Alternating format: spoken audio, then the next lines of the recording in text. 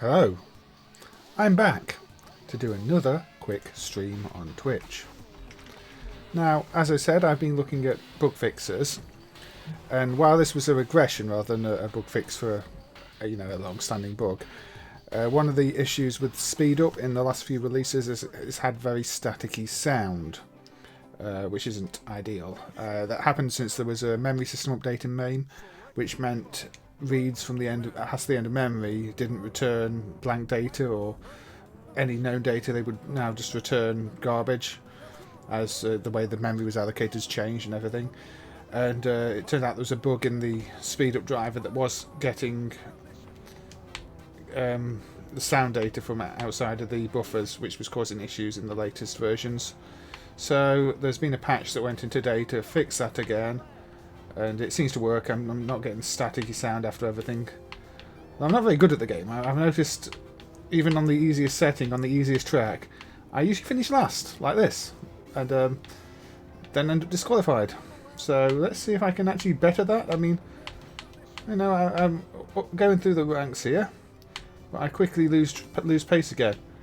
I don't know. I can't seem to reach the same speeds that I've seen people on other videos reach either, so I don't know what I'm doing wrong. Is there some slipstreaming mechanic I'm not aware of? But, you see, disqualified. Let's try again. I was practicing this earlier, and this is all I kept doing. I am in high gear. There is a gear switch, and I am definitely in high gear, because low gear limits you to even lower speeds. So this is high gear, which means I can get to like 270, and I get to 80 now. I think you just have to actually be pretty good at driving.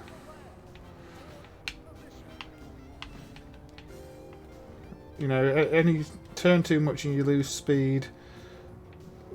Drift too much, you lose speed. So I just seem to spend the time in last place, and then you get eliminated. So I'm sure there's a technique I'm missing. But again, I don't think I'm going to beat this car. Nope. So close, but always managed to end up failing. And now I'm starting in the lead because it's kind of like that, but you quickly get overtaken by everybody.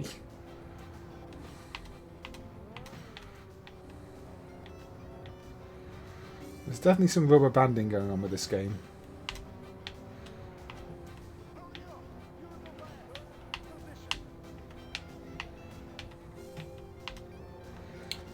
Third position out of 4 is not a great place to be. There we go. Last again. Momentarily not last. So you release the accelerator on the corner a little bit and end up in trouble. Am I going to... Oh. I wasn't last. That, that was close. Now, the original game of this does have a link-up cabinet. I don't know if it was sold for single cabinets. Every time I saw this in the wild, it was a double cabinet set, for player versus player setup. 2 players. I think you can have 4, but the ones I saw were all 2-player units. But now you see I'm miles behind, and I don't know how I'm meant to make up the ground here.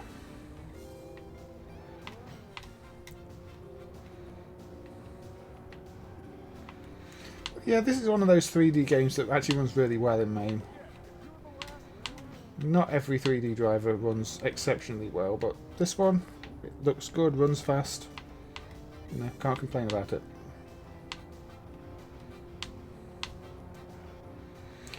Now, one of the strange things is, my memory of this was always that it was a flat shaded game, not one with fancy textures, but I don't know why I thought that way about this game, because clearly it has plenty of textures and is very colourful looking. But, you remember you can play tricks like that because it would have been sometime in the 90s when I saw it in the arcades. And, I don't know, I just seem to remember it looking more like virtual racing than this. Yeah, there's some good Sega Model 3 games. I mean, the focus of these streams is on MAME rather than the Model 3 emulator, though. and unfortunately they don't really run very well in MAME at the moment. But yeah, I played a Supermodel. Supermodel's a good emulator, and definitely the way to go if you want to play those games. So yeah, I'm not doing too well here. But I think Supermodel still has a few issues with games, doesn't it? I don't know. There used to be very active updates on the status of it and how they were going about solving some very odd problems. I see there just seems to be some static in the sound here on those screens. I don't know if that's always been there, if there is still a problem with the hookup. I know the pointer for the sound data was adjusted. Maybe there was something wrong with the length of it too. I'm not sure. I'll have to check if the older versions have static there. But yeah, I remember, I think it was the Ocean Hunter game. I remember reading a really interesting blog update for the Supermodel emulator about how there were seemingly invalid graphics in places that were causing all sorts of issues.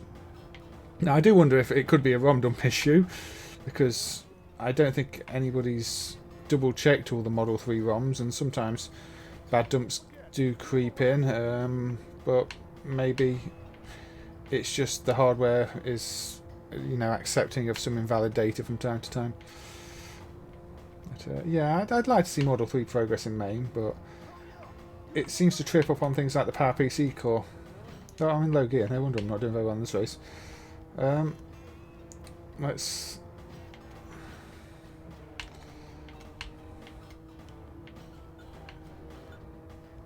there we go. This track seems easier than the so-called beginner track, I find.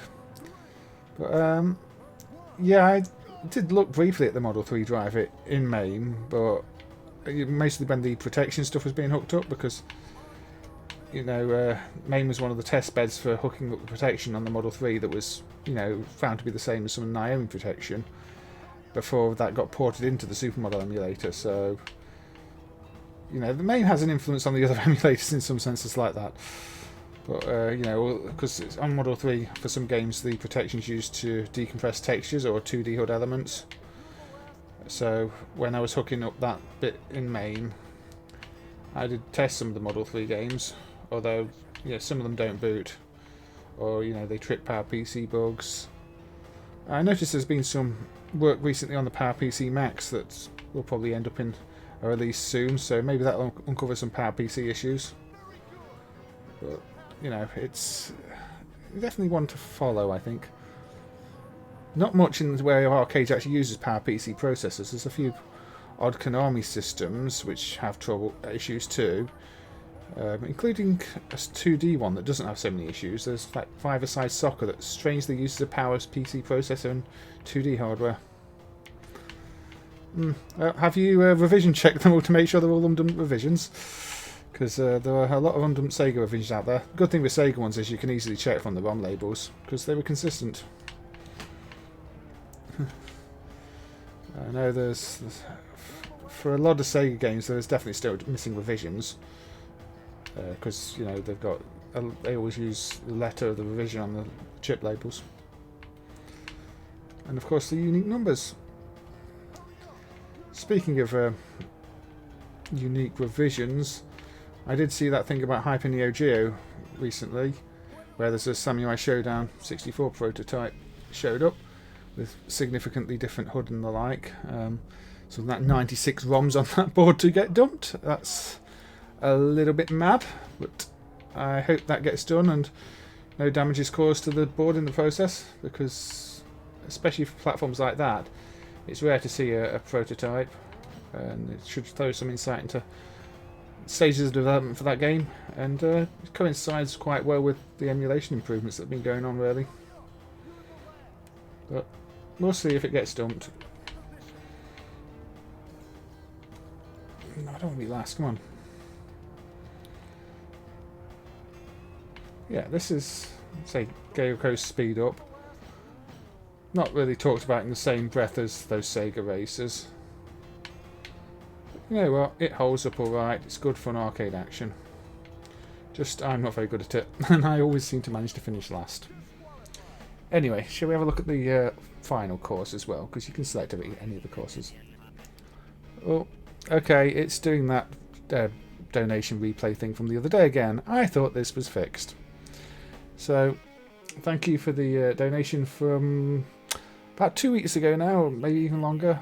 MAME fan, much appreciated from then. But yes, this is just the highlight of all the donations from weeks gone by. And I don't know why Streamlabs keeps doing this, but it does.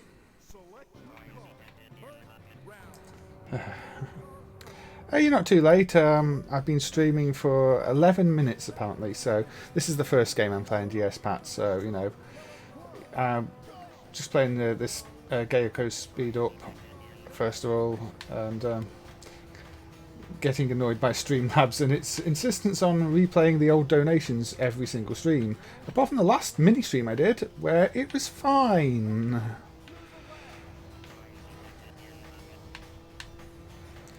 I might have to turn those notifications off at some point if they don't fix it, because it's annoying. It's a file where it's all set. You mean the game name titles? I've not created a file like that. The videos, I'm exporting them to YouTube, so you can always find the catch-ups there, even if they end up being deleted off Twitch after however many days. Because I've not got the... I think you have to get Twitch affiliate, don't you, for the videos to stay up? And that means getting more people talking and streaming for more hours, I think. I hope it's not partner to get the videos to stay up, because that's a big step. But, I might do an index file of things that have been played, but yeah, this was speed up. I'm not great at it. Now, I'm thinking I'm going to go from the sort of the big fancy arcade driving game in 3D to something much more modest on a failed home computer. So I hope that is okay. Game over. Right, so yes, as I said, from big fancy arcade game from Gaelco to much more modest,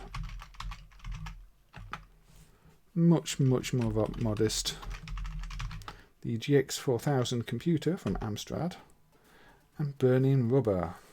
Now, I actually like this. You know, it's sort of a Weckly Mons, WC Mons, however you want to pronounce it, clone, and I should really have accelerated, and the frame rate's a little bad, but for a failed game on a failed console, this is actually really impressive, I think, and it plays well. You just have to make sure you know when the corners are, and it's got a lovely day-night cycle if you become good enough to get anywhere.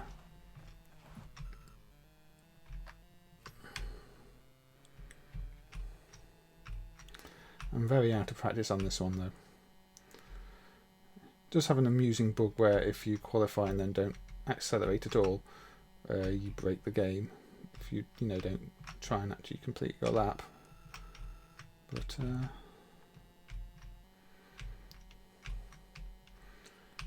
yeah. But this is one of those I'll go back to every now and again. Not played it for probably a good year and a half at this point. It's, I think, the same program that did Chase HQ on the CPC as well, and that was a very impressive game. Obviously the resolution is quite low because this is essentially the Amstrad's Mode 0, which is half your usual sort of Spectrum screen mode, but more colours. So what, about 160 pixels horizontally?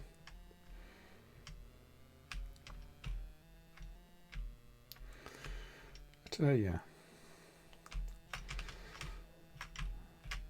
it's just one of those. You know, if you've got an 8-bit home computer and played racing games on them, you'll know roughly what to expect. And this one, it's got all the hills, all the bumps, all the turns, and it's a playable frame rate, and it's colourful. I say it's using the CPC Plus features that the GX4000 has to do the palette cycling for the day-night effect, which is something that a regular CPC wasn't able to do. So, you know, as somebody who owned a regular CPC, having a friend with a CPC Plus machine and seeing this on it, because this was also the built-in game on the 6128 Plus machines.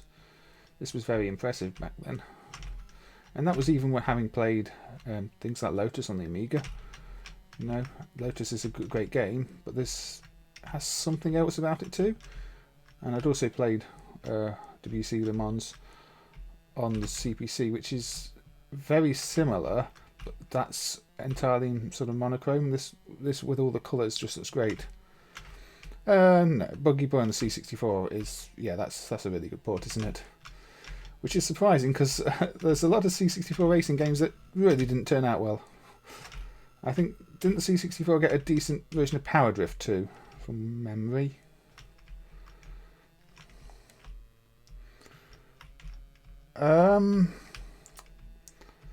Coleco Quarterback.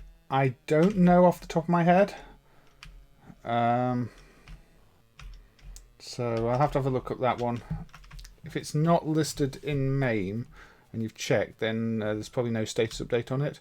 But there has been quite a lot of handheld work recently, but I think that was more the Mattel games. I'll have to have a ask around about the Quarterback if I don't see anything obvious. Oh, I'm doing badly now. I think I've messed this up now, because you can't afford too many crashes. And I like this little spinny animation there as well.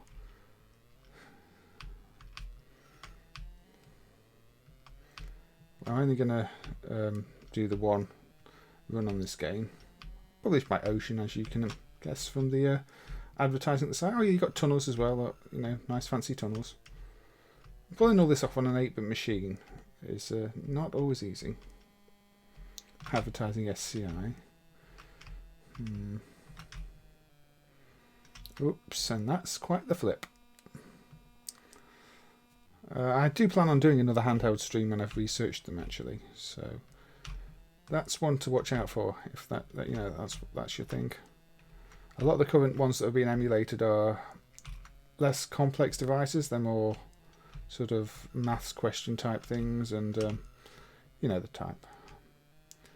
There are many handheld devices. With those, it's more a case of can they be dumped or can't they be dumped, because there are a lot that can't be dumped. But I think the early Coleco ones and Mattel ones so far have turned out quite well. Promising ones.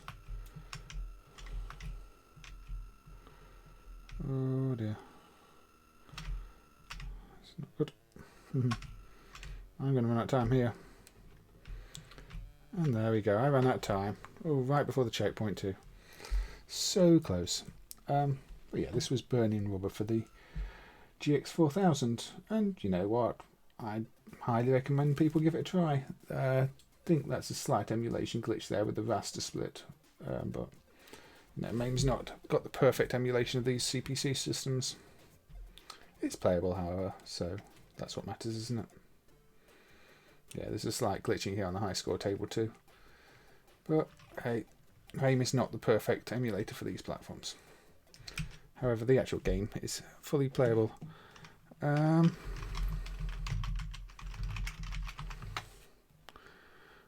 mean, Electronic Quarterback is listed in MAME, CQ back.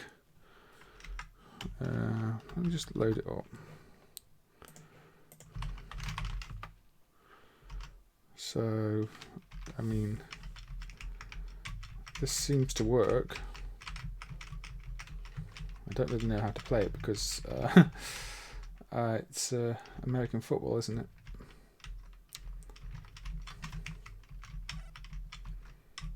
I'm not sure what I'm doing. If you know how to play this game, then yes, I imagine it is playable. Unless there are issues with it that I am unaware of, not knowing anything about the game. I guess the single dots are the ball.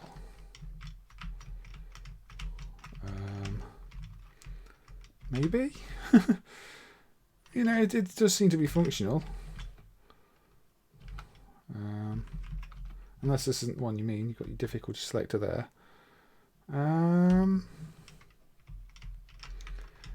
If there were different versions of this, then I don't know. I say this is. I don't remember ever seeing this product in the UK. I think quarterback things are probably going to be mainly for America, aren't they? But yeah, I think it works. What are the other inputs? So there's a display, which, yeah, if I hold that I get a display. I guess that's the current score, is it? I can press it twice and get something else. Select play. Yeah, it tells me down there. Run and kick or pass.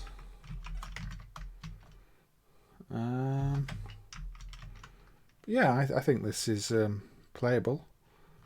So if you've got the latest MAME, I don't know when this was made playable, but yeah, I would say, unless you know of specific issues, which is why you're asking with it, I think you can probably fire up a current version of MAME and play that one quite easily.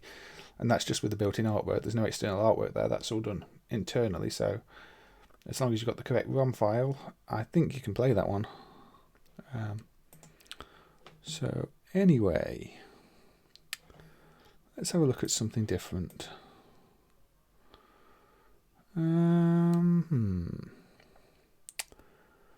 Let's go with a Taito fighter that never really gets talked about. Maybe there's good reason for it never getting talked about. This is Fighters Impact A, which is an update to Fighters Impact, strangely enough.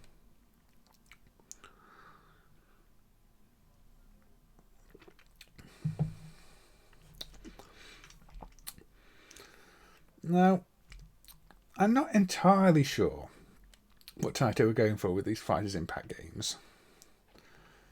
This is 3D in, what, 97, so not the earliest game. There's plenty of other 3D games before this.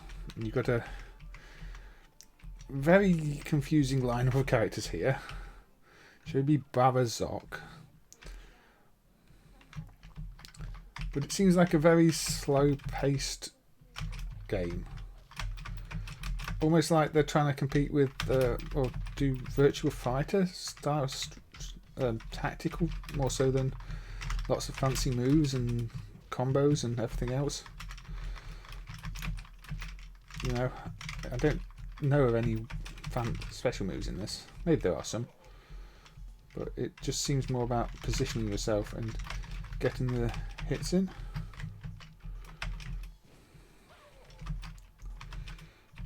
Either that or I'm just really bad at it and haven't got a clue.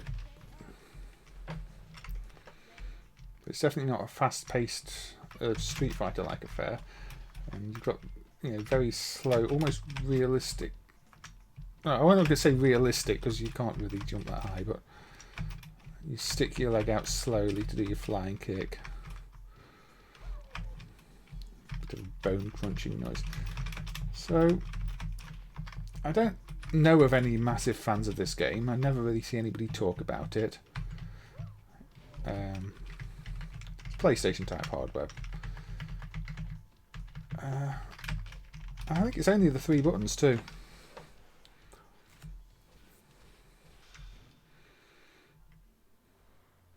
The presentation is quite limited. I mean, there's not much in the way of fancy sounds or anything. You've just got basic transitions like that. It's almost like the game doesn't want to be exciting. I don't really know if that's something you should aim for with a game. So the presentation style is a bit all over the place too. Just look at the names up the top. Different fonts for each one.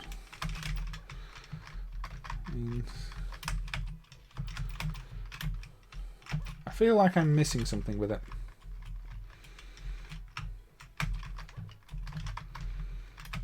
I feel there's maybe this is one of those games where if it hadn't been emulated, people would be asking about it because they remember it as being different.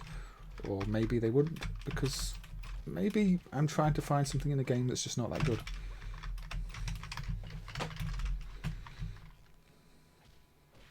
Ow. Okay.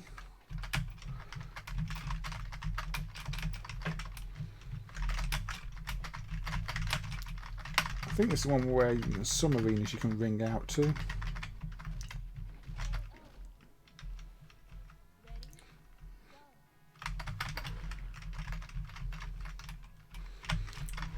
Oh dear. Now, I don't really do many 3D games on these streams. MAME does have a few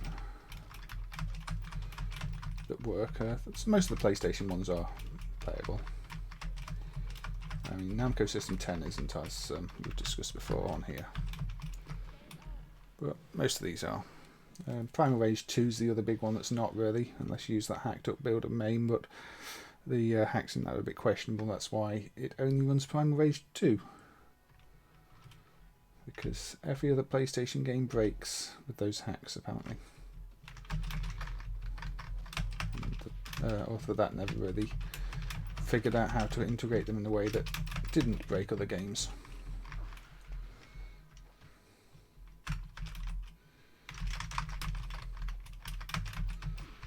So, yeah, for a 1997 fighter, this, to me, it feels out of place. It might be about timing as well. I don't know if you can do anything when people are on the floor. That looked like I knocked myself out.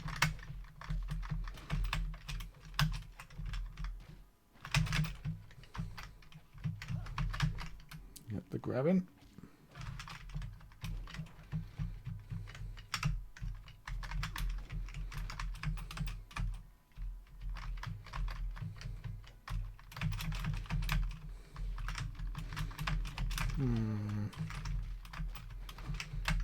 That's nice. Obviously, it's got some nice bit of music going on there. I think this is it's got one of Taito's best sound systems actually. This whole Zoom sound system that was used for the GNet games as well. So they managed to make it sound nice in terms of music. Not tunes that jump out at you, but setting the mood there. They're good tunes. But yeah, I don't really know what to make of this game. I do just feel like I'm missing something with it. Or, you know, maybe you have to learn all the moves, have to learn the timing. But it seems very strategic. It's definitely no Street Fighter 2 type game. So I think it's probably trying to be more original Virtua Fighter. I see it's got Yukiwoo.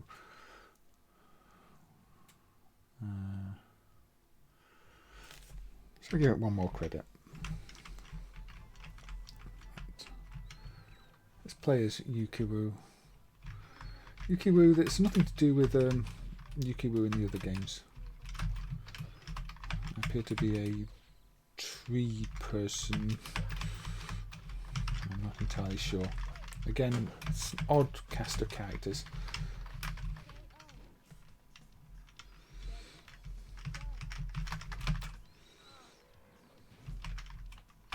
I don't know what the difference is between this and the non-A version. I've never really spent much time with the non-A version to tell you.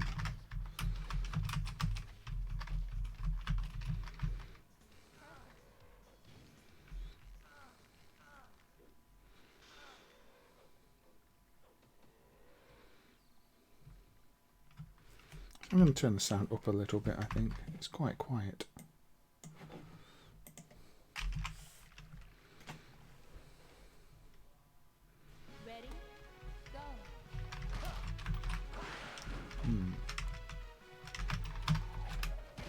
But yeah, you can always guarantee a Taito game is going to have a good soundtrack, if nothing else. They put great soundtracks even in some of the most average of games.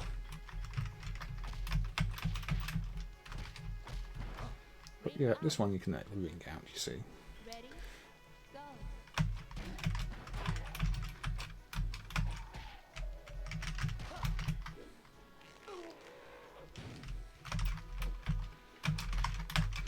Maybe it's meant to be a mix of things that don't really fit together. Maybe that's the point of it.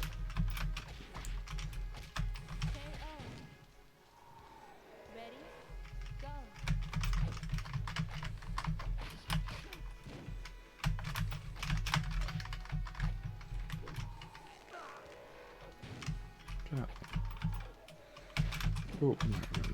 Get out of there. Trying to push out the ring. I'm failing. No, now I'm far too close to the edge of the ring. That backfired. But, yeah.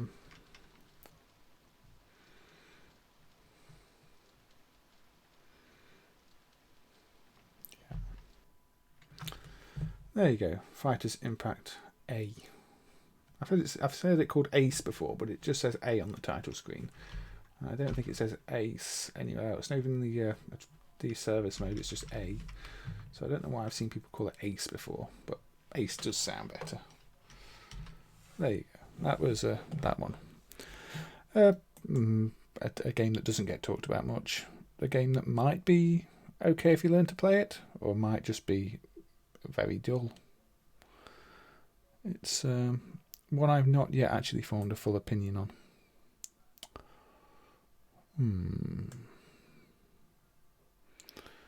I think we will go vertical. I'll turn the sound down. And I'm going to go with Lizard Wizard. 85 Techstar on Pac-Man hardware. Now, Techstar is not a name I know for much at all. I think they've got a few other games in MAME. But obviously it sounds quite Pac-Man because it's on Pac-Man hardware. Yeah, okay. First you must shoot. Basically, shoot rocks and the fireballs. Avoid dragons.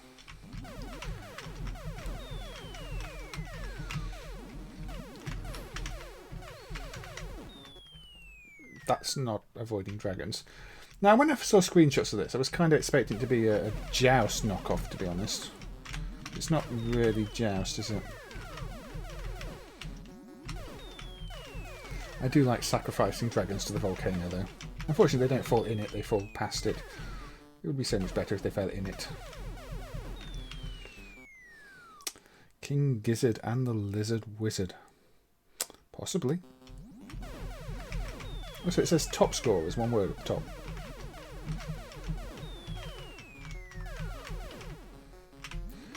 This character reminds me of, I think, is it Freeze, the underwater one?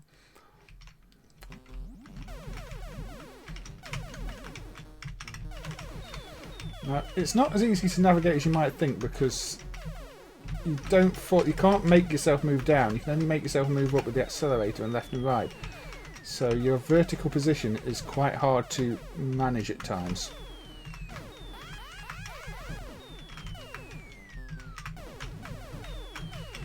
Again, I never really see anybody talking about this one. Maybe because it's just a basic game. Insert coin for 2 extra men. Okay. Ah, that's what I've never heard of the Australian rock band. I thought you were just trying to give an alternate title to the game. So, at the moment it's called I Fall in a Volcano Simulator. It's possible, you know, if they've got some well-known songs, I'll have heard the songs and just not know about the band. That is quite often the case.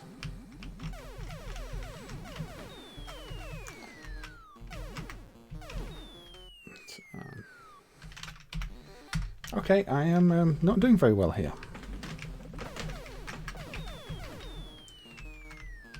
It's better on my first credit. Okay, if you shoot all the rocks, I'll get to level 3. Shoot rocks and fireballs. Oh yeah, of course. You don't have to kill the dragons, do you? Rescue people, though. Where are these people? Definitely avoid dragons. It needs to make that point more clear. Dragons are bad. Don't touch dragons. They don't even have to breathe around you. They just have to touch you. And they take you down with them. Is that a person? Okay, that's a person. Take you to here. Okay. There we go. I rescued a person.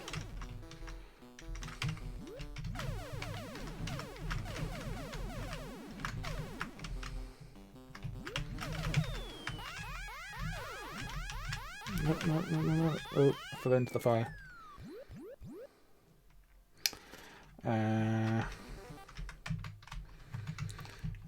Could be they thought of the name in an arcade, but you know, quarters is just a general term for money, isn't it? And also living spaces and many other things.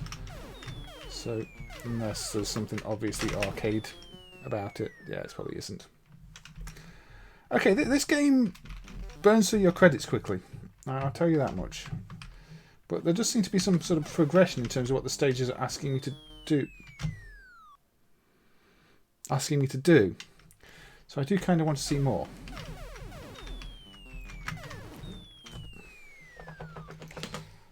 I think it's a little too aggressive. No, I'm on stage 3. This isn't stage 50. Give me a break. They just respawn so quickly as well. Stage 4. Shoot the spy doors. Okay, again it's a bit different.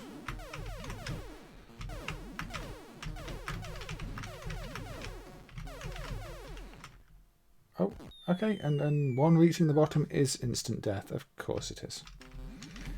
So, yeah. Get this one. I get one extra life at 75,000, I guess.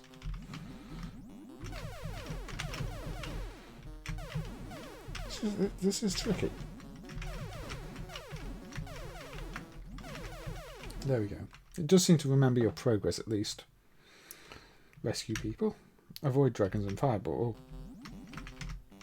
Okay, the stage design's different. And the fireballs go down the plateau. Okay.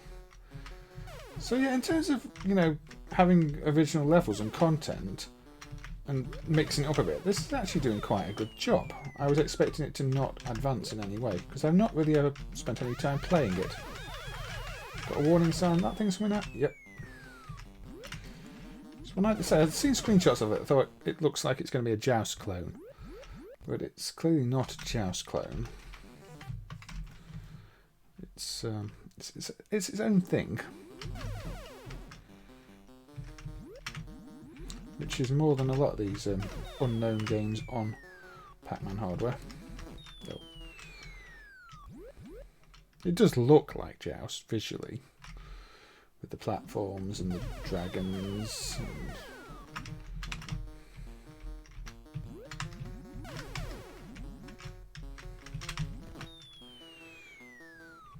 Joust is easier. We're not counting credits, are we? Because clearly too many credits have been spent on this. If you try and rush is the problem. That's when you fail, like most of these games.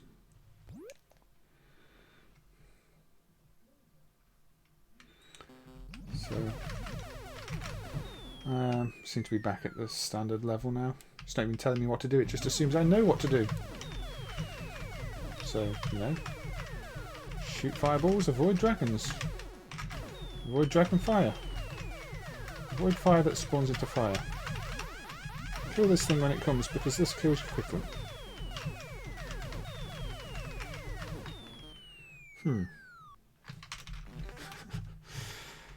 Okay, I'm not going to play too many more credits of this, because I don't feel I'm demonstrating it very well.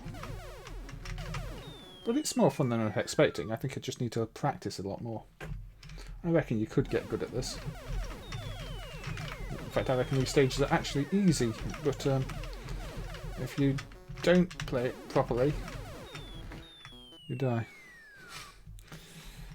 Well, I think when you're developing stuff, you either persevere with the game, or you break out the cheat finder and find yourself a cheat to to get a bit further with it.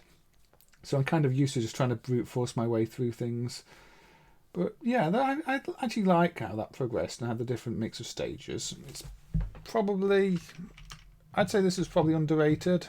I put bar like a sheep. There are no sheep in this. But yeah, I mean, that seems like a decent thing on a Pac-Man order. Rage quit. It wasn't quite getting to the rage quit stage. I could tell that I was dying because I wasn't concentrating, wasn't playing it properly, rather than the game being unfair in any way. I'm going to stick with 80s.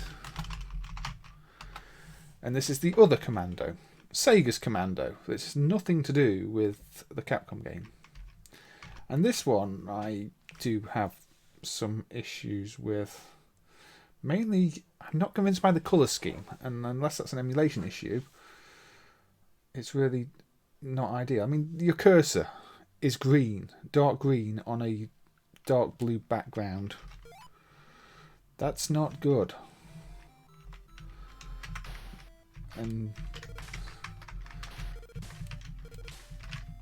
you know, you've got to aim ahead of where the planes are. It's 4-directional movement, so you can't move in diagonals.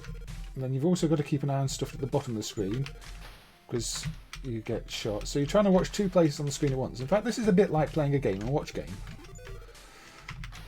But like the sky is a top screen, and the ground is a bottom screen. Of course, this isn't a game watch game. This is a single screen arcade game.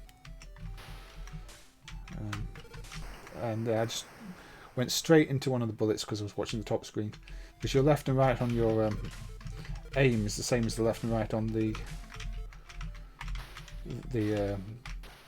ship at the bottom, tank thing. So if you only watch the sky, you can drive straight into things at the bottom.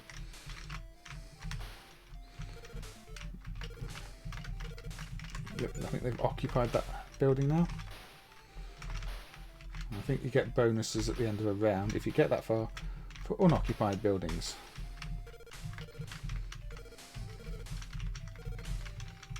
You've got them to deal with down there as well. It's a tricky game.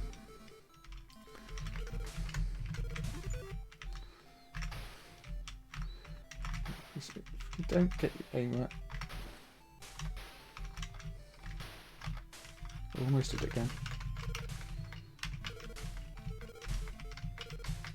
I can't even shoot this guy yet. But yeah.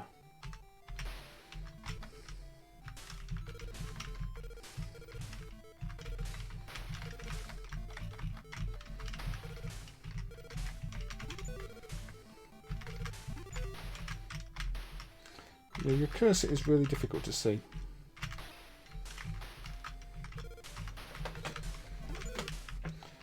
But I think this one tends to get overlooked because it's called Commando, and there's obviously a far more famous game called Commando. But in that sense, it's one we're probably lucky to have dumped an emulator, because trying to find games that share their name with another game has been one of the most difficult things over the years in terms of emulation. Because if the first game is ridiculously popular, it's all search results are swamped out. You can't find proper references or anything for the game you're actually looking for. We had that with Green Beret for so long until the IREM version was finally dumped properly, last year.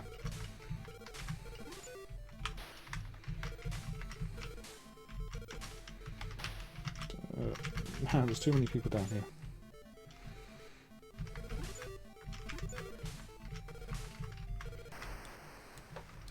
So I don't know how long the rounds go on for, because surely there should be an end to the round.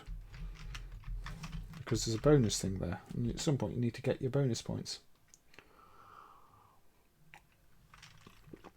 Okay, I'll give it another credit.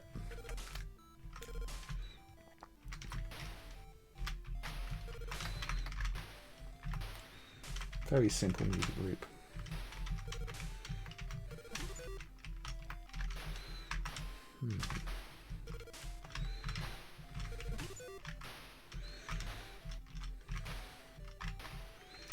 But I'm sure you can imagine your arcade announcing they've got a Commando in and finding out it was this and not being overly impressed if you were expecting the Capcom game. I think this came first. But don't quote me on this. I think this is 83, and I don't think Commando was 83. I think Commando was more 85, I want to say.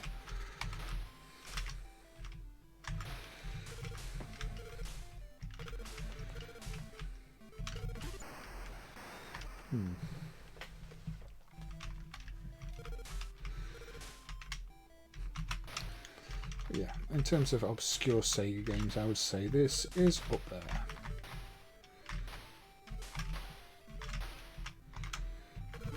I don't know if Sega ever put this on a compilation since. I've not actually looked.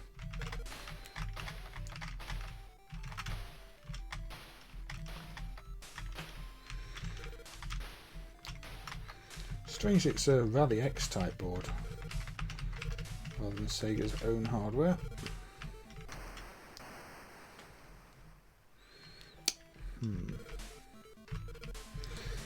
Again, this stream is probably only going to be about an hour and a half because I'm trying to keep these Twitch ones about that length, so I'd say we're about halfway through the stream at this point.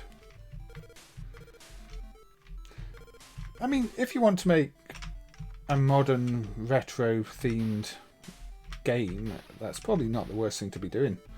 You can easily create a simple concept like this and make a game with simple graphics for people to put on sort of fake arcade cabinets.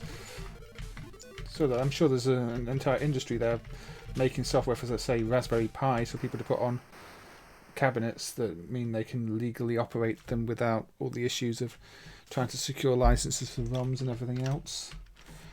And if it looks like a retro game and plays like one, then why not? I mean, you can do that today. If you wanted to, I think. It's something I've been tempted to do myself, but you know, there's always so many other projects to get on with. I think actually making a game like that end up eating up more time than I want it to. Let's go with another odd revision. 1943, the Battle of Midway Mark II. It's done that thing again where it's put garbage in the bottom corner. Where's it doing that? I think there's some uninitialized memory with this driver because it doesn't always put the garbage in the bottom corner. Sometimes it does. There, I've restarted it until it doesn't. I'll have to look at that one later. It did that earlier on me. There's sometimes a garbage spike in the bottom left corner. But yeah, this is a strange revision. It's possibly a prototype revision, but because it's almost 1943 Kai, the Japanese update to 1943, but not quite. It still shares some graphical elements and the like with the older 1943. So it's like a sort of halfway version, which is why it's its own parent set rather than being a clone of Kai or a clone of 1943. So it's one we don't know the full story of, I would say.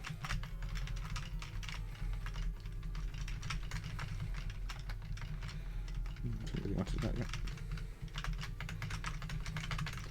This is one of those shooters with an energy bar rather than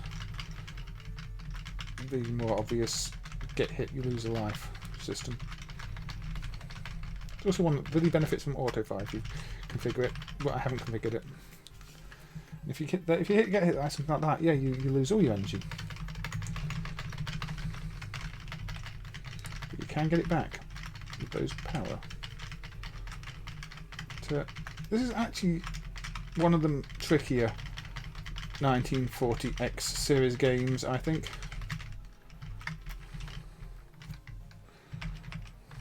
Oh dear. I shouldn't have burnt through 2 credits already, really, should I? I want... There we go.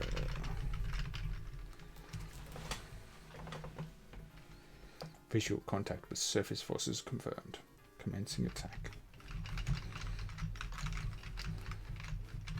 It's a lot going on, a lot to avoid, a lot to shoot. I mean, these early games didn't get their difficulty from the number of bullets, but they did make sure you didn't have much space to be in. There's nowhere really safe.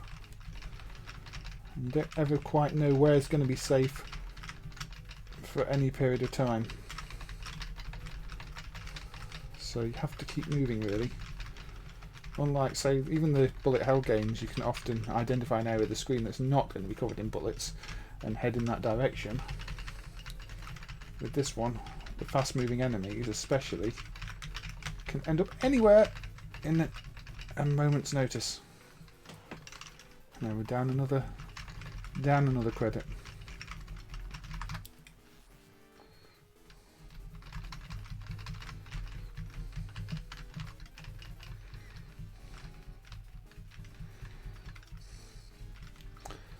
Ah, the which bug report was that? Oh, the missing blend effect. Yes, I remember that one now. That's a strange use of blending. You wouldn't really expect it. It looks really out of place in the game, but yeah, that's was one of the blending effects that Tecmo used on that type of hardware. I think a better demonstration of the blending was probably Riga. But knowing that they did use those techniques, and they'd used them on Super Pinball Action 2, and that was quite a logical fix. It was just nobody really realised that it was a blending effect until you reported it. So that's why the bug reports can be important, because we're not aware of everything, and quite often things aren't blending effects, they're just flicker effects, but in that case it definitely is well, it's not, I won't say blending, it's a palette manipulation effect. It changes the palette index. Anyway, I'm really bad at 1943. I didn't think I was this bad at 1943. Apparently I am this bad at 1943. Maybe this is just a very hard version of 1943.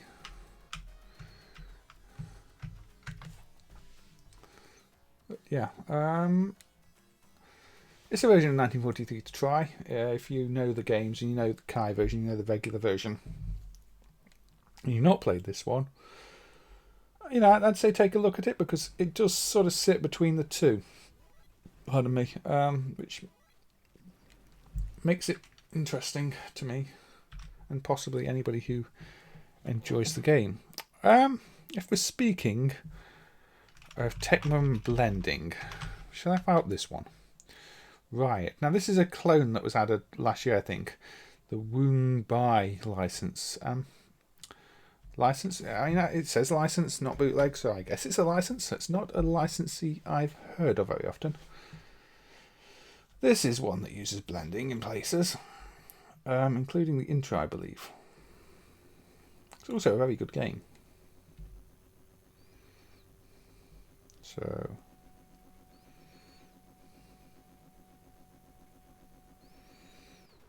you've got the shadows there. I think, yeah, the shadow effect here is a blending effect. The same type of technique that was used in Ninja Gaiden.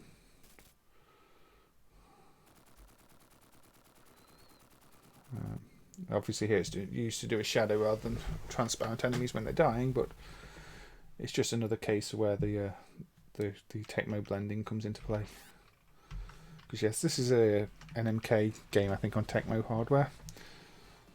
This is just an oddly licensed version for the sake of loading a slightly different version. Really? That surprises me to hear, but I don't really suffer from motion sickness, so it's very hard for me to know what does cause motion sickness. But this game, it's another where you're controlling the character in the foreground and shooting at things in the background. So you've got to control the character, roll along, move out the way of stuff. So it's like a scrolling Cabal, really, and you can there's a forward fire and a backward fire button. So you've also got enemies more in the foreground. You've got to fire down here with one direction. You've got to fire up here with another direction, which is actually quite tricky. But yeah, you've got your roll button. You've got two fire buttons: one fire forward, one fire backwards.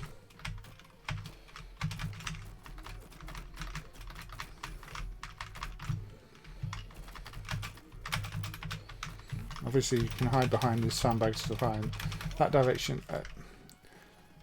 Basically, you've got to keep in mind that Enemies can be in front of you or behind you, and you can get cover in front of you or behind the enemy. Yeah, it's one that requires a bit of thought to play.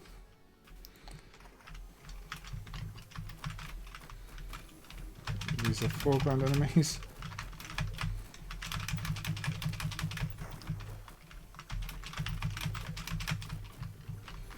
Oh, yeah, you collect the items, sorry. And I'm very much out of practice on this one. See, that protects me there, and also my button mapping's not ideal for this. Last time I played it on a pad with fire buttons that were obviously connected to the direction you were meant to be firing in. Now there's some debate over how widely distributed this was. When there was only one set, it was thought maybe it was a prototype, but now there are 2 sets emulated, which suggests, at least in some territories, it probably did get distributed. Yeah, there aren't many games that do this. And the people who spend time learning to play the game seem to really appreciate this one. You know, you just do have to learn how to best play it, because if you just try and there's a lot to focus on, a lot to think about, and you have to work out which enemies you need to take out in which order based on where your cover is, and obviously avoid things like that. Different weapon here. It's another that benefits more from auto fire, I'd say. Without auto fire it can be quite tricky.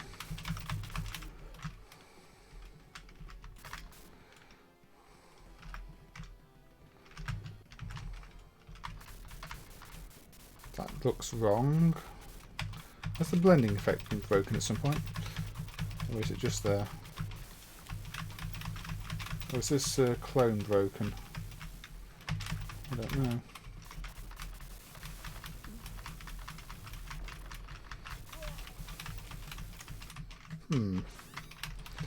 I'll have to check older videos to see if this blending effect broke at some point, because I don't remember it looking like this.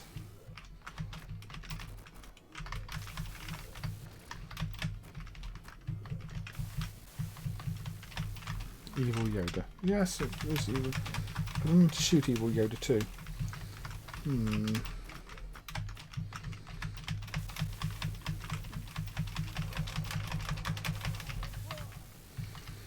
Yeah, I think the visuals here are broken at some point. I will check though. I think this is meant to be a foggy effect.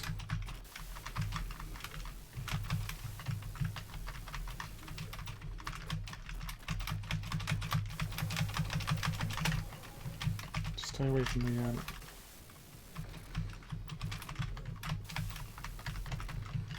I've not played this clone before, so it could just be this clone's got issues that the other set doesn't.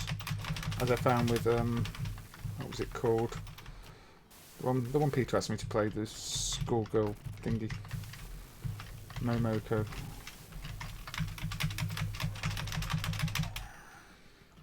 There we go.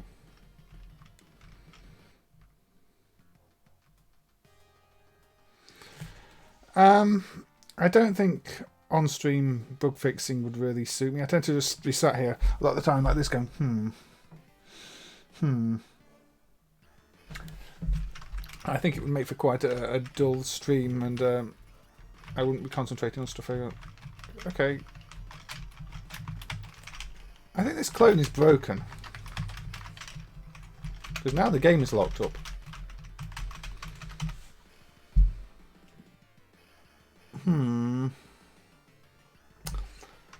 And I have completed this game before, so I am going to go with this clone set doesn't work properly, or the emulation's broken at some point.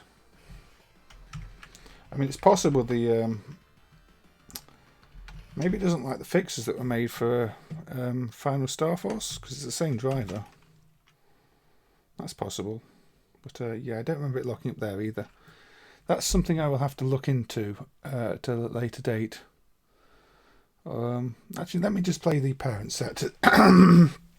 See if it's a set problem or if it's an emulation problem. See if it does anything in track mode.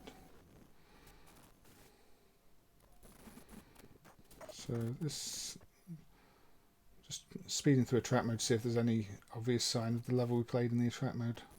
No, it's just going to play the one demo of the track mode. Right, okay. Because I mean, I've not played it since the final Star Force bug fix went in.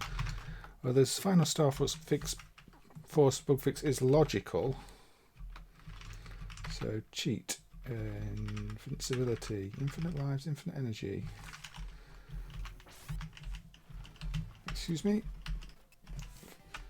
Right, so this isn't so much on-stream bug fixing. This is on-stream. Let's just have a look. In fact, I've got a level select sheet here. So let's also try that. Which I probably have to activate. It's not always clear how to use the cheats in MAME, or when to activate them. Is this correct? So this is the level that froze. That didn't freeze here. Okay, so rapid fire on, weapon, machine gun.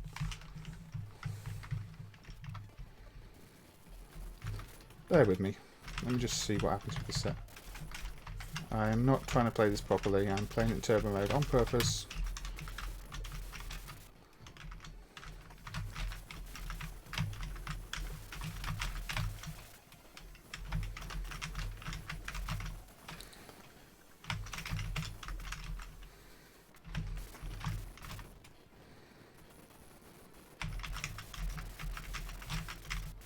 So it still does this weird graphic thing here, okay.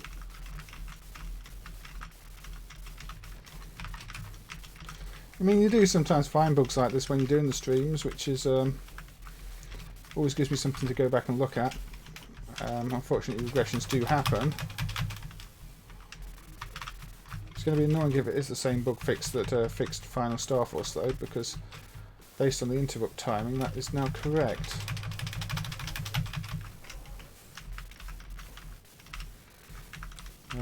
This boss is probably easier when you're not trying to cheat time. There's speed.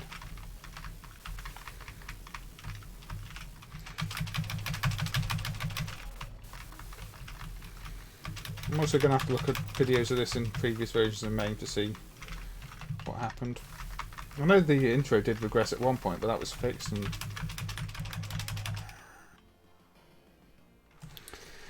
yes, turbo keys are very useful.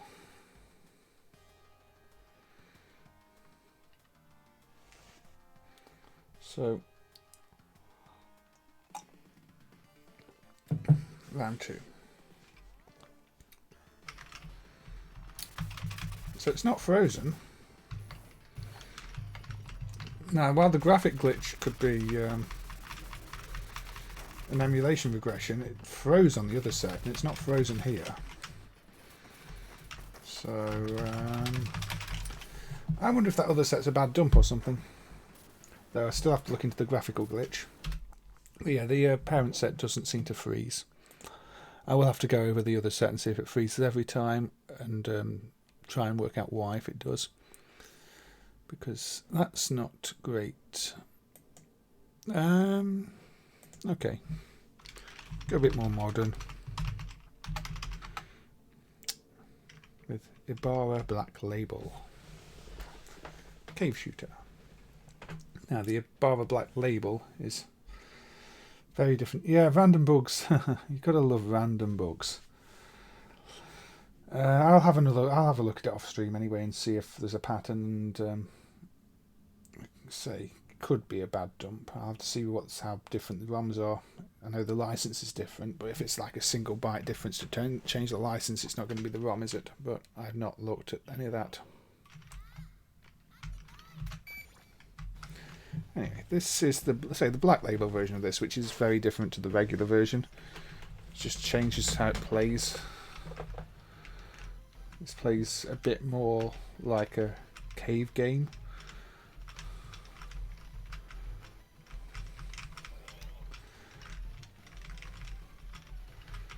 whereas you know, the original version plays a bit more like one of the rising shooters.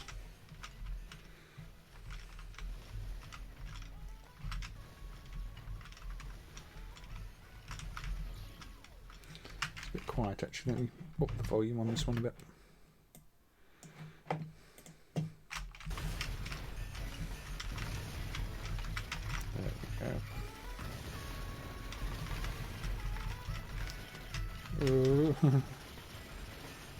You see, compared to the 1943 game, the pace is much slower on these.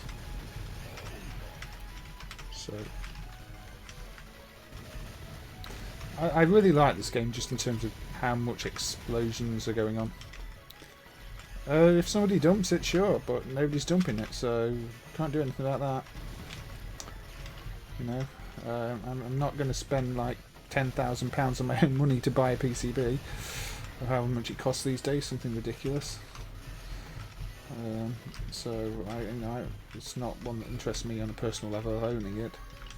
So it's sell for something stupid these days. Maybe not 10,000, but wouldn't actually surprise me at this point.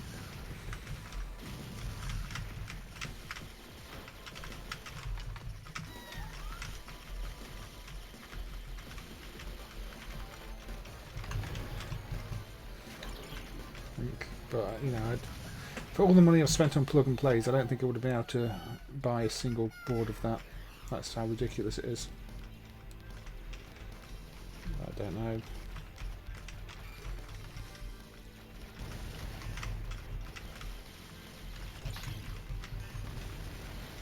Just to me, it looks like one of the worst entries in the series anyway. So you know, I'm not even that excited about that one being emulated.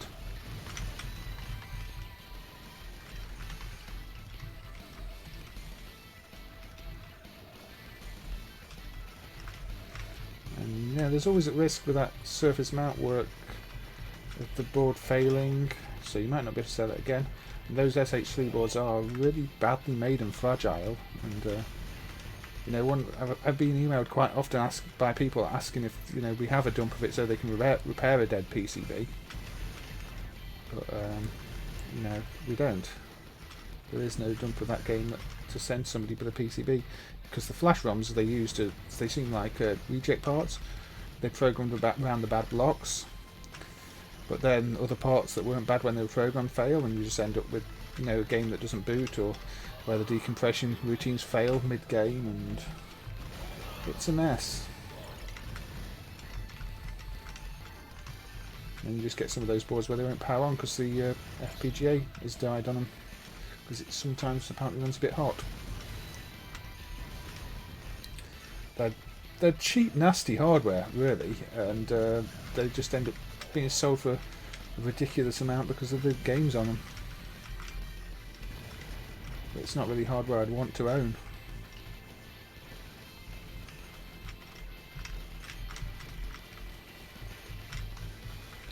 I think if you want to play that game, you're better off just getting the 360 version.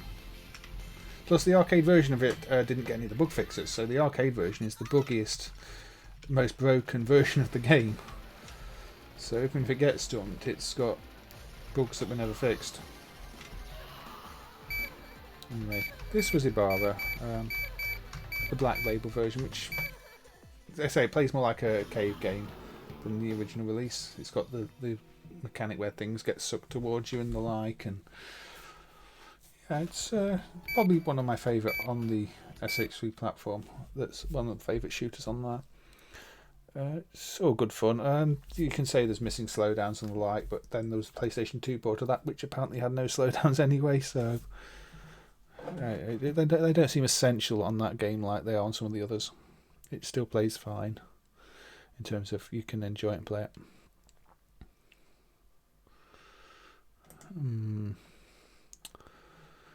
Right. Let's go with a random Taito game. I think this is horizontal. Yeah, it's horizontal. Ramais. This is sort of Probably going to be very loud, isn't it? No, not too bad. It's sort of Taito's answer to a head-on style game, really. Well, I'd say head-on. It's not quite head-on because you have full control over the direction. But I don't want to say Pac-Man because it's not really Pac-Man.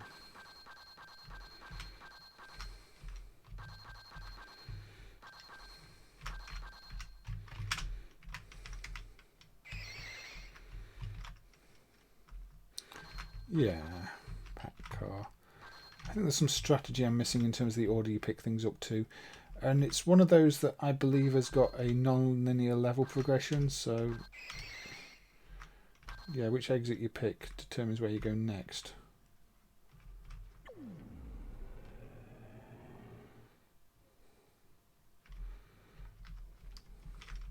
Am I missing some music? It seems very quiet.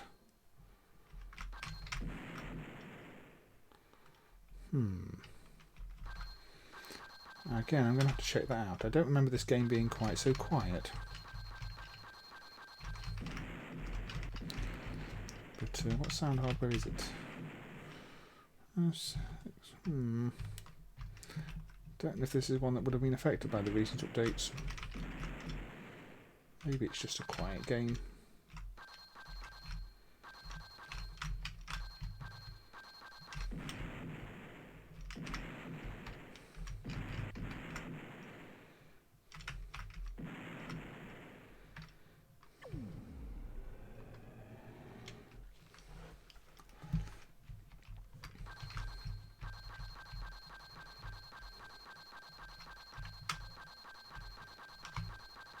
You have a speed up button as well, so you can go faster by holding the speed up button. And there's a puzzle element to some of the stages.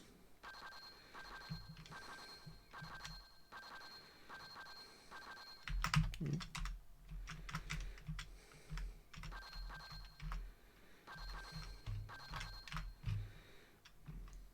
go.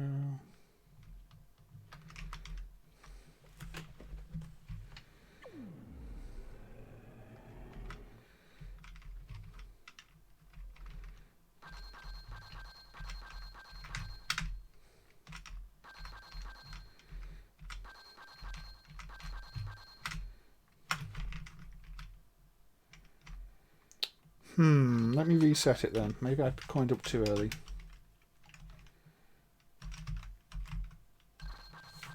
No, we appear to have no music. What's happened here then?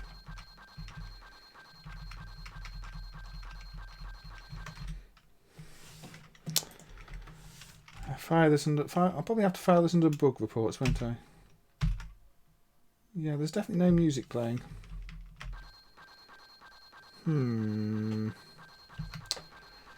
Curious. I'll have to see when the music stopped working on that one. Otherwise, it's not much fun to see without music, is it? Okay. Again, you discover bugs and things in these streams sometimes. Things to look into. Versus Net Soccer. This is not perfectly emulated. I think we only want one screen running. Number of screens? One. Video options. Display one screen. Yeah. It does have that Arkanoidy sound, doesn't it? It's sort of, I think that's Taito's metallic sound. Right. Okay. Now versus Net Soccer. I'm quite impressed by this one. In terms of football games. The background rendering is a bit broken, but it always has been a bit wrong. Yeah, I figured it was far too quiet to be a Taito game when Taito were known for their music, so at some point I think the sound is broken on it. Just need to work out when and why and if it's an easy fix or not. This is really impressive use of a rotation layer, I think, to do a football game. No, you've got it. Look, it sort of gives it a fake 3D look. I'm not always a fan of the pre-rendered art, but in terms of making a football game, find this to be convincing.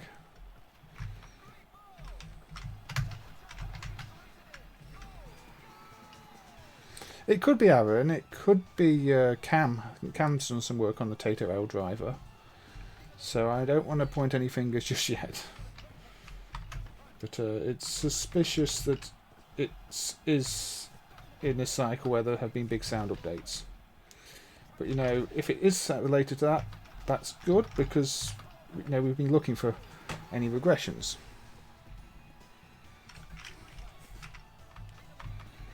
So you know, finding bugs is not necessarily a bad thing.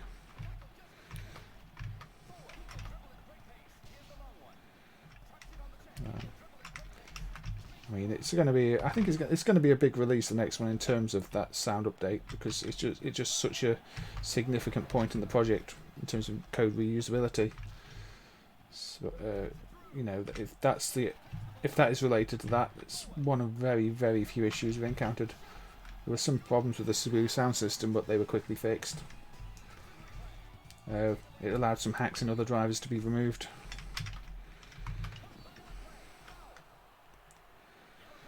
But yeah, in terms of arcade football games, I find this one to be very playable.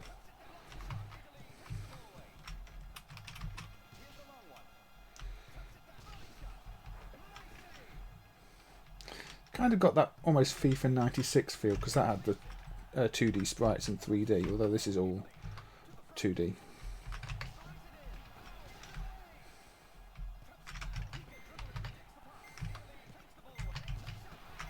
And obviously you've got full commentary as well. It's one of the few football games I've actually played and managed to complete as well. Although I don't think I'm going to complete it this time, because I've not played it for a long time. I've got different times of day, so under the floodlights here with a darker palette.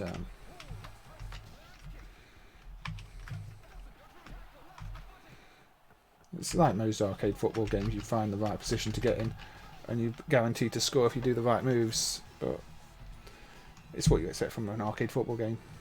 And it always manages to look impressive on the replays.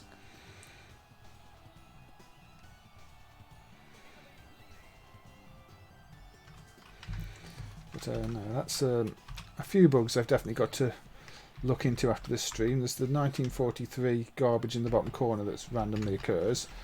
There's that Riot set crashing in the graphical glitch, and there's that game lacking music.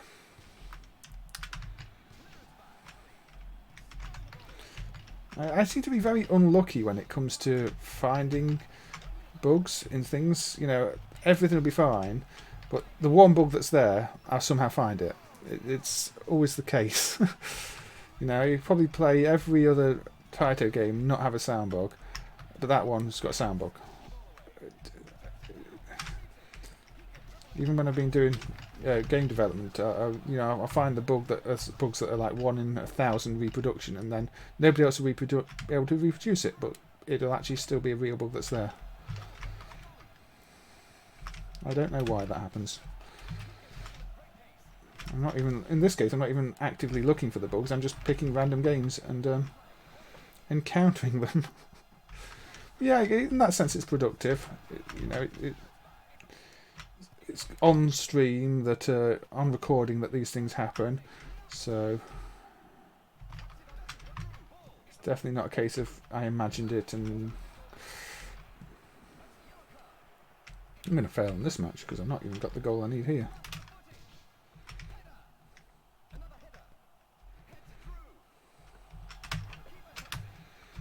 "10 seconds, come on, I need a goal.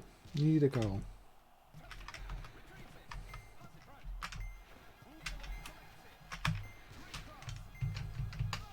There we go. With 1 second remaining. Just keep it dramatic. It does look a bit weird with the ball in the air when it's still got a green circle around it, but that's just because they've put a green circle around the ball so it looks better against the pitch. The disadvantages of this type of art style at times. But actually, I say disadvantages, it does help. You know, you're not losing track of the ball against the crowd because it's got a green circle around it. So well, they could have added a few extra sprites. And yeah, I managed to let in a goal in the last minute after thinking I'd won it. I won't be continuing. Right, we've got about 10 minutes of the stream left. But yeah, this is a nice fun one. Let's go vertical.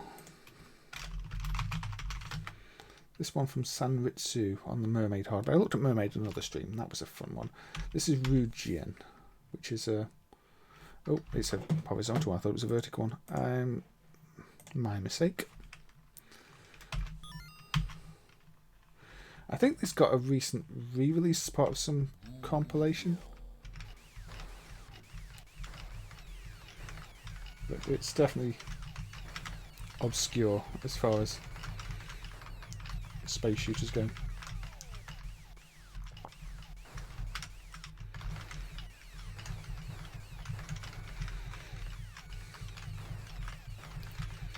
Oh. Does it say insert coin? Wouldn't surprise me. I mean, I don't know how you manage to get things like that wrong in the game when you've got so many examples to copy from. Backwards, yeah, maybe. It's an odd effect. I don't think it's a bug because it's the same hardware as Mermaid, and Mermaid doesn't have any reverse scrolling, so I think it's just a design choice.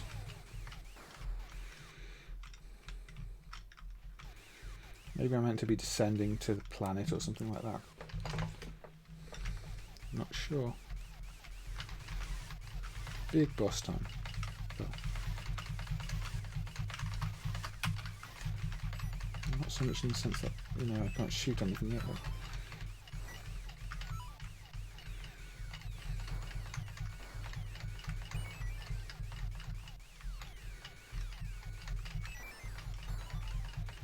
so, okay. It's not really a boss, is it? It's just a background. I think your engine's on fire though. It looks more like the engine on fire than anything else. Can I land? And get a tunnel section. Because, you know, why wouldn't you have a tunnel section?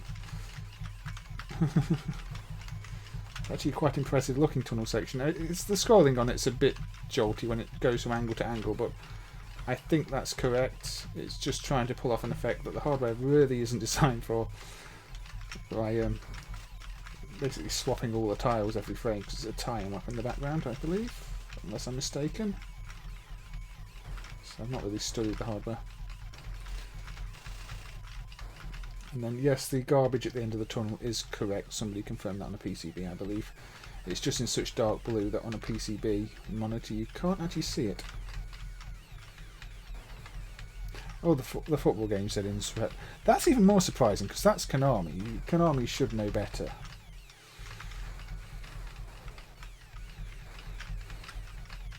That's a big name Konami game on GX hardware. That's quite embarrassing.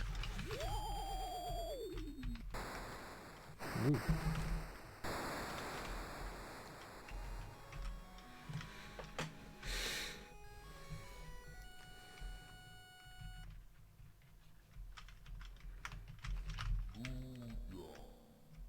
I think it says the game name there. I don't know if it's meant to. Off the top of my head, I think there's actually a comment in the source on this one about the sound ROM banking maybe not being correct. So maybe some of these speech clips are in the wrong places. Or maybe that's just an old comment. Nice shoot indeed.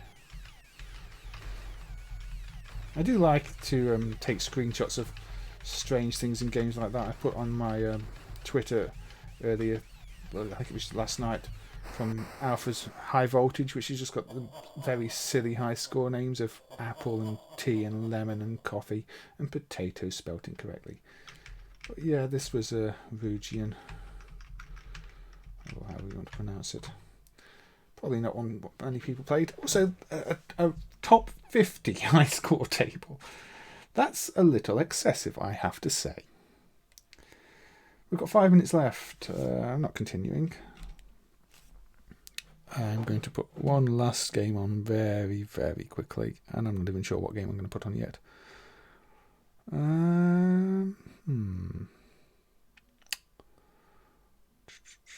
Shall I just put on Superbike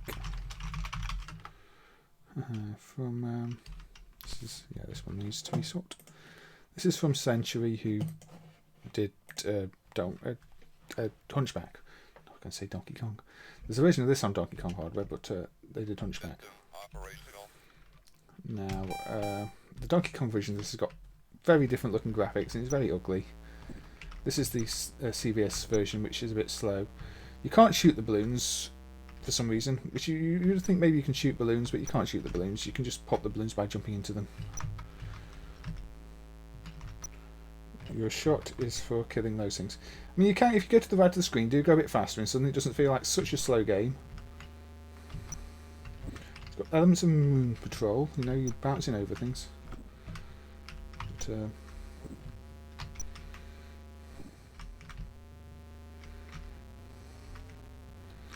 actually, it looks like it might be a bit loud. I'm going to turn this down a little bit because the meter's going far too high on it. But yes, Superbike.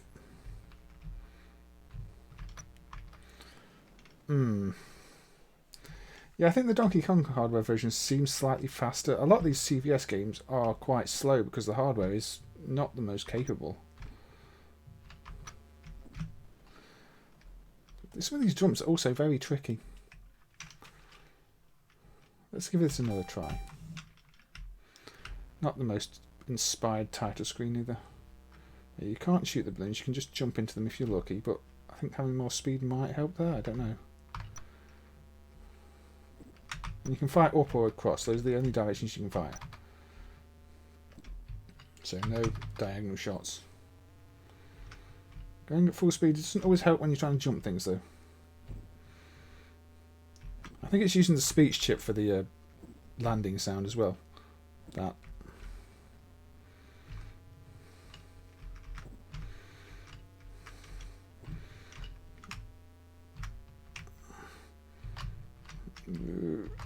Made it.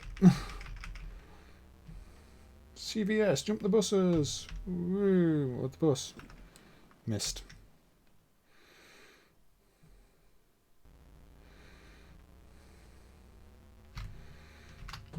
No, maybe it would help if I just tried to do it as 2 jumps. That's far more sensible. That's a much more sensible decision than trying to jump the bus and the hole. 2 buses, and I missed the ramp.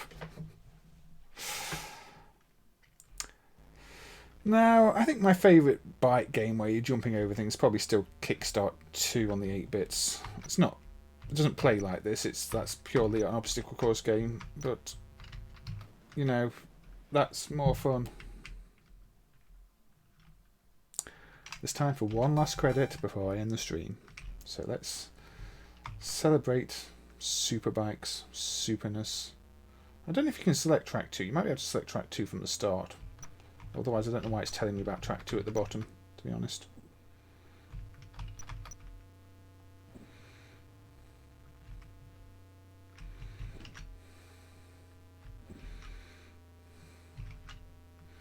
The design decisions that went into these Century games is not always the most logical, though.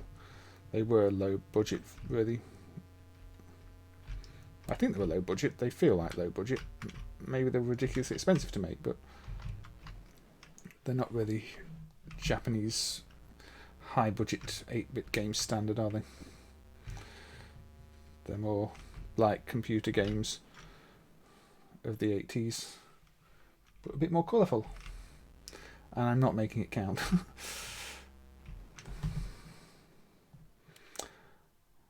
Well, I mean, the stream won't be overrunning by far with that performance, that is for sure. Yes, okay. Thank you for dropping by, Manmoose, and anybody else who's said anything earlier. I'll just scroll back and have a look. Who else is in here? We had GS Pat, who was asking about, well, mentioning the Arkanoid and sounds being similar and asking about the handheld game. I hope I answered that satisfactorily. We had Mask Ninja, who was talking about the Tecmo blending. So yeah, that was sort of the same type of effect as in those games. Yeah, Tecmo Night Wildfang. Basically, a lot of Tecmo hardware had that effect. And yeah, okay, so those were the people who decided to say hi.